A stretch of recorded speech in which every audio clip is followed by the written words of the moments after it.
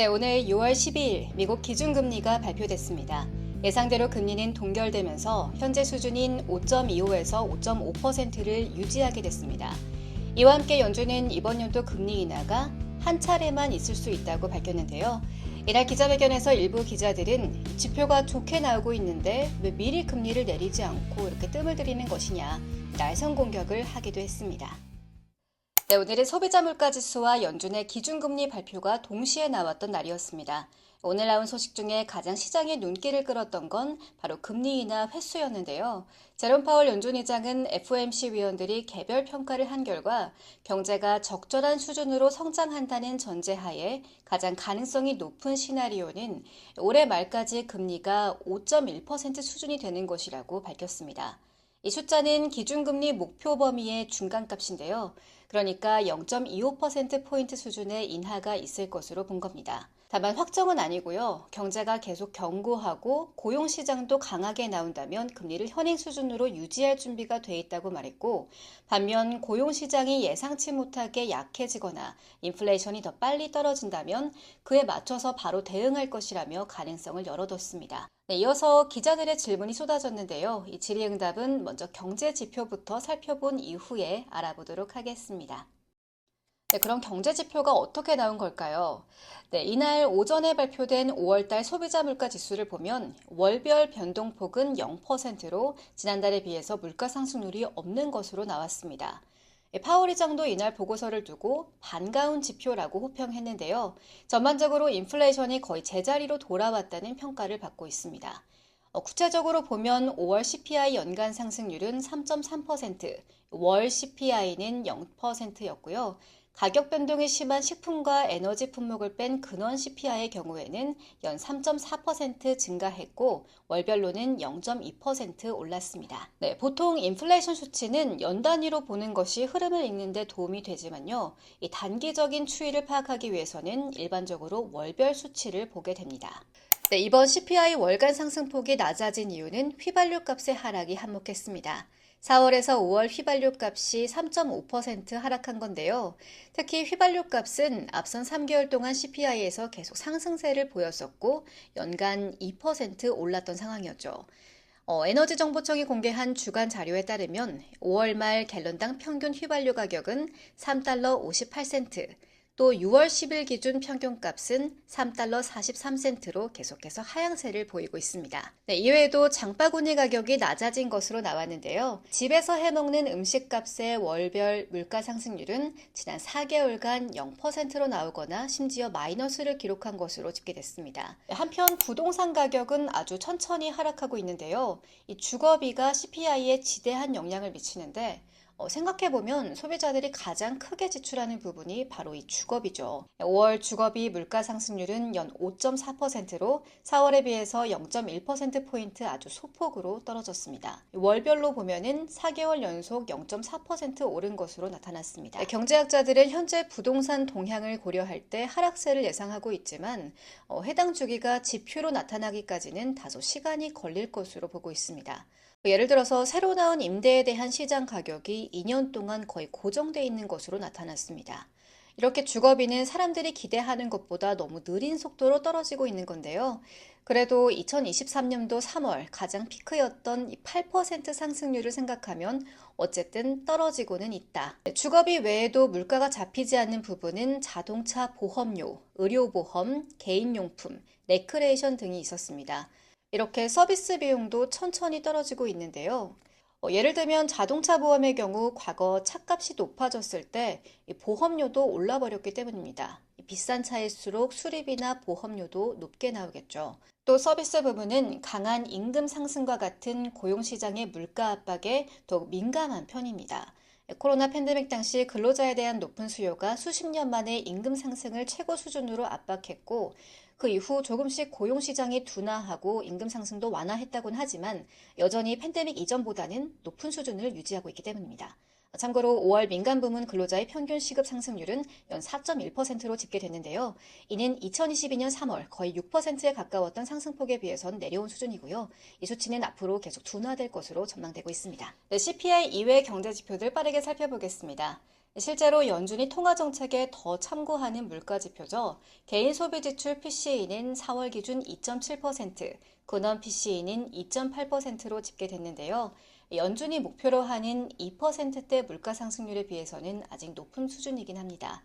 또 경제 성장률을 보여주는 국내 총생산 GDP는 작년 4분기 3.4%에서 올 1분기 1.3%로 떨어지며 둔화세를 보였지만 올해 총 GDP 중간값은 2.1%, 향후 2년 동안은 2.5%의 견고한 성장을 보일 것으로 전망되고 있습니다. 또 4월과 5월 새로운 일자리도 한 달 평균 21만 8천 건 창출됐고요. 실업률도 4%로 낮은 수준을 계속 유지하고 있습니다. 자, 마지막으로 오늘 기자회견에서 인상적이었던 질문들 한 세 가지를 꼽자면요. 첫 번째, 너무 확실한 인플레이션 지표를 기다리기보다는 연착륙을 위해서 금리 인하를 여름에 한 번이라도 먼저 할 수는 없느냐였고요. 두 번째, 주거비가 너무 높다 보니까 이렇게 끈질긴 하우징 인플레이션이 혹시 금리 인하 시기를 늦추는 것 아니냐, 이런 질문도 나왔습니다. 네, 마지막으로 이런 질문도 있었는데요. 오늘 나왔던 경제지표와 비슷한 자료가 두세 개 정도 더 나오면 9월에도 금리 인하 가능성이 있느냐, 이 정도였는데요. 아마 여러분들도 이 부분이 가장 궁금하시지 않을까 싶습니다. 이 질의 부분은 이어지는 번역본을 통해서 확인해 주시고요. 이번 영상도 유익하셨다면 좋아요와 구독 버튼 눌러주시고 저는 다음에 더 유익한 영상으로 돌아오도록 하겠습니다. 감사합니다. Thank you, Chair Powell. Jennifer Schonberger with Yahoo Finance. You said you would cut rates before inflation falls to 2%. You're forecasting inflation to end the year at 2.8% on core PCE. We're at 2.8%, of course, on core PCE.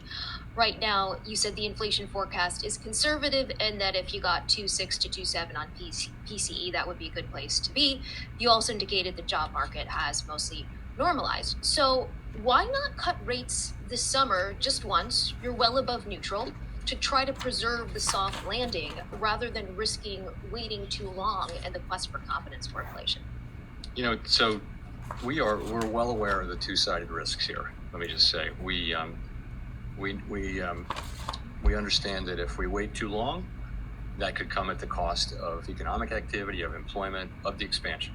We understand that if we move too quickly, we could end up undoing a lot of the good that we've done and have to then start over, and it could be very disruptive. So we're extremely aware of both of those risks and just basically trying to manage them. And what we said is that we don't think it'll be appropriate to begin to loosen policy until we're more confident that inflation is moving down to 2% over time on a sustainable basis. That's kind of been our test. Or there's another test, which is an unexpected deterioration in labor market conditions. So I think that's the right way for us to think about it. That's our dual mandate there, and we have a strong economy. We've got growth. All forecasts are very commonly around 2%. That's a strong growth rate for our economy. The labor market continues to print jobs at a pretty high rate. Unemployment's still low, so we have the ability now to approach this question carefully, and that's what we're doing. Just to follow Chair Powell, do you need to be ahead of a weakening in the labor market? Otherwise, is it too late, given that the labor market is a lagging indicator, right, when you look at the monthly jobs data? Yeah, we completely understand that that's the risk, and that's not our plan, is to wait for things to break and then try to fix them.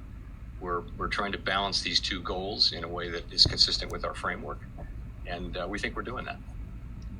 One more question on housing. Can you still cut rates with shelter prices high, or will you wait until they start to moderate a bit? I wouldn't. There isn't any one variable like housing prices moderating that would really decide against what we're doing. We're not looking at any one price in any one sector and saying that's the one. We don't target housing prices, for example, and we don't target wages. We target aggregate prices and overall employment. So, but if housing prices remain sticky, could that slow down the pace of rate cuts? I think you look at we'd be looking at the aggregate numbers and asking ourselves, what's going on here with inflation at the aggregate level. And of course, if any price that contributed to ongoing inflation would matter. Any price that contributed to ongoing disinflation would matter too. But I wouldn't single out housing as having a special role there.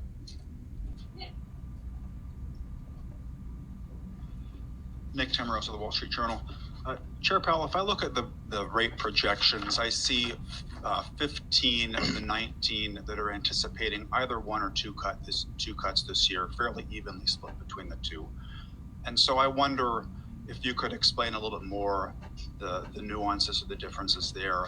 Would 2 or 3 more inflation readings like the one that we saw this morning make a September interest rate cut possible? So as far as the SEP part of that is concerned, as you know, I talk to all of the other participants on the FOMC every cycle, and we talk about their summer of economic projections and the dot, their dot plot and everything.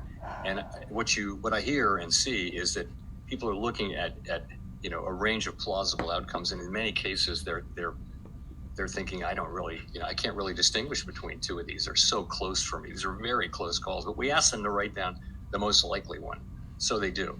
And I think as you've said, there's 15 of the 19 are kind of clustered around 1 or 2. So I think I would look at all. I look at all of them as plausible, but I'd look at I think that does tell you kind of what the committee thinks. But what everyone agrees on is it's going to be data dependent. No one brings to this or takes away from it that is on the committee a really strong commitment to a particular rate path. It's actually just their forecast, and it's a combination of their forecast and their own reaction function. But again, everyone would say that this is very data dependent, and I don't hold it with high confidence. And I think if you're looking for and don't really think that they're not trying to send a strong signal that this is what I think is the right thing. It's just what they think at a given moment in time, subject to data. I think in terms of what we need to see, I mentioned it earlier. We want to gain further confidence. Certainly, more good inflation readings will help with that. I'm not going to be specific about how many because really it's going to be not just the inflation readings. It's going to be the totality of the data. What's happening in the labor market? What's happening with the balance of risks? What's happening with the forecast? What's happening with growth? You look at all of that, and you ask, are we confident? Have we reached an appropriate level of confidence that inflation is moving down sustainably to 2%? Or alternatively, do we see really unexpected signs of weakness in the labor market that would call for a response, which is another thing that could happen. But again, we don't see that. Could quickly follow up. Did you or any of your colleagues change your interest rate projections after 8:30 or whenever you got the inflation numbers today? So this happens too often, but it does happen. It just is, data came. I think it happened a few meetings ago. So when that happens, when there's an important data print during the meeting, first day or second day, what we do is we make sure people remember that they have the ability to update. We tell them how to do that, and some people do, some people don't. Most people don't. And I'm not going to get into the specifics, but you have the ability to do that. So that what's in the SEP actually does reflect the data that we got today, to the extent you can reflect it in one day. I think we'll see PPI tomorrow. We'll know more about the PCE reading as the month goes on.